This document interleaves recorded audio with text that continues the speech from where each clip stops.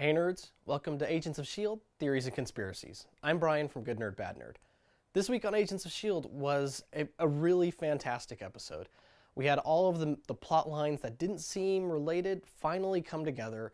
We got a lot of answers, and we got a ton of exposition in a really, great way to have it delivered about Hydra and what is really going on with everything. So, just to get things started, first, the monolith. We finally understand what all those holes cut out are. Those were essentially samples that were taken by Hydra, and we know that they're probably stashed in different vaults all over Europe, all over the world. And these are the von Strucker vaults.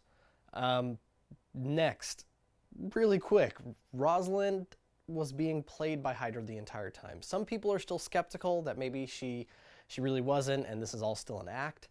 But I'm pretty sure at this point, it's safe to say that Rosalind was getting played, and now she is fully on Team S.H.I.E.L.D. So, after last week's reveal, a lot of people were really upset, but I think she's too great of a character for her to be Hydra, for her to be out of the picture. So we will be seeing her, and I think she will be on the leadership of Team S.H.I.E.L.D.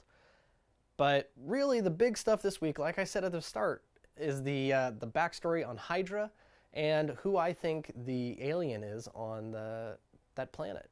So first, Hydra. Hydra wasn't formed in World War II like Gideon Malik said, but in fact was formed much, much earlier. And this is actually true to the comics. In the comics, the 2010 series S.H.I.E.L.D., it's explained that in the 27th century BC, the Third Egyptian dynasty, there was an invasion by the Brood. The Brood are an alien race that kind of take over hosts, things, kind of create their own copies, things like that. Imagine invasion of the body snatchers if they were giant insects. But so they invaded, and the invasion was repelled by Imhotep, who is actually a character out of history, and this is something that S.H.I.E.L.D. series did, is it took a lot of historical figures and integrated them into S.H.I.E.L.D. But so Imhotep, with the assistance of Insabanur, who later on becomes Apocalypse, and the first Moon Knight, repel this invasion. And after that, two groups are set up. You have the Brotherhood of the Shield and the Brotherhood of the Spear. Obviously, the Brotherhood of the Shield becomes S.H.I.E.L.D., and the Brotherhood of the Spear, its goal was to kind of integrate itself into all facets of humanity and human civilization and culture. And as you can imagine, all of those different things spreading out, this is the group that eventually became Hydra. So their names have changed, the logos have changed, things like that. Brotherhood of the Spear and Hydra has gone by a couple other names. The Cathari sect, the Thule Society are just a couple of them. And this is kind of how it, relates to all of this. Now, the Thule Society, if you're wondering how it ties into Hydra and the Red Skull, the Thule Society in Germany was a group that was kind of big into Aryan ancestry and all of this stuff, and they were really into kind of the genetics and stuff like that, which really does play into what we see Gideon Malik doing with Inhumans and finding Inhumans and making his Inhuman army. So there's a lot of history there. Check out that 2010 series if you're interested. But he does mention that the alien on this other planet was exiled, and it was actually one of the first Inhumans. Now, there really is only one possibility in my mind for who this character could be. But just to play devil's advocate, I know Stephanie Tate, who was on the Agents of S.H.I.E.L.D. after show with me this week, she likes Maximus the Mad, who is Black Bolt's brother. But I think the possibility there is it's too difficult since he is so closely related to the royal family that I don't think they would get the rights to use him. Another option is Insabanur, except that he is Apocalypse and he's currently owned by Fox.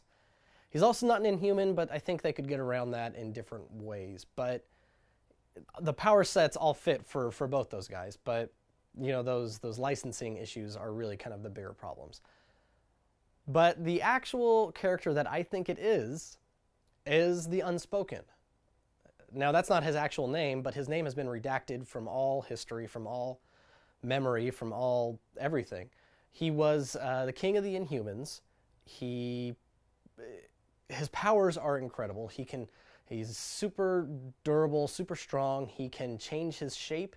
He can basically take on any power from Terrigenesis that he wants. He controls Terrigenesis. If that doesn't sound like the first Inhuman who's kind of essentially all powerful, I don't know what does. But Black Bolt and his family disagreed with kind of essentially how he was running things, and so they overthrew him and exiled him.